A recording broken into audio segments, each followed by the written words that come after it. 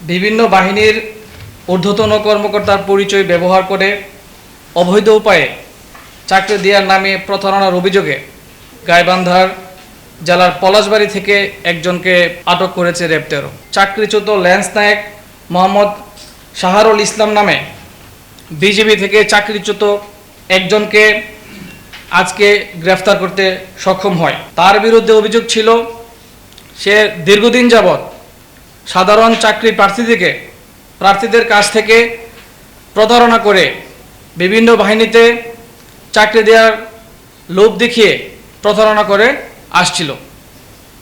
ইতিপূর্বে আজকে আটককৃত শাহরুল 2020 সালের 27 অক্টোবর প্রতারণার আশ্রয় নিয়ে অবৈধভাবে উৎকোচ গ্রহণের মাধ্যমে বিজিবিতে লোক ভর্তির চেষ্টার দায়ে 6 মাসের বেসামরিক জেল হয় তার। সাধারণ চাকরির প্রার্থীকে প্রলুব্ধ করার জন্য এবং প্রমাণ করার জন্য সে সশস্ত্র বাহিনী, পুলিশ, বিজিবির সিনিয়র অফিসারদের নামে ভুয়া আইডি কার্ড বহন করত। চাকরির প্রার্থীদের কাছ থেকে সে ব্ল্যাঙ্ক চেক, সিগনেচার করা স্টাম্প সহ আরও অনেক কিছু নিজের জিম্মায় রাখত।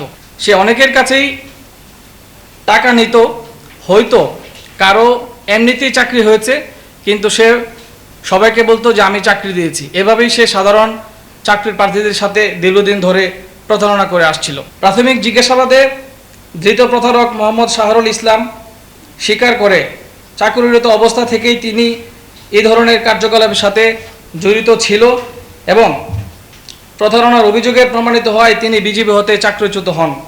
বর্তমানে আইনানুগ ব্যবস্থা গ্রহণের নিমিত্তে আসামিকে গাইবান্ধা জেলার পলাশবাড়ি থানায় হস্তান্তরের কার্যক্রম চলছে।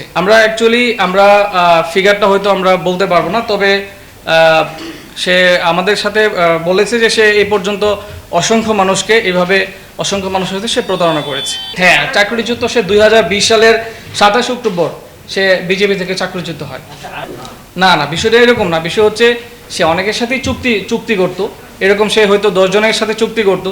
তো 10 জনের সাথে চুক্তি করার কারণে হয়তো দেখা গেছে যে 5 জনের হয়তো এমনিতেই চাকরি হয়েছে, তখন তাদের কাছে টাকা নিত।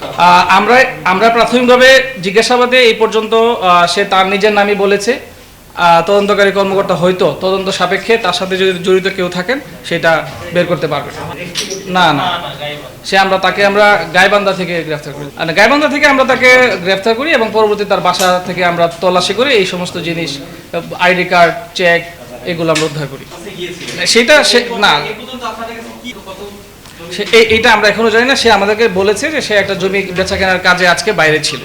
না, আমরা আজকে প্রাথমিকভাবে আমাদের অভিযান এখানে আমরা সমাপ্ত করেছি। তদন্তকারী কর্মকর্তা তদন্ত সাপেক্ষে হয়তো যদি কেউ জড়িত থাকে তাকে গ্রেফতার করবে।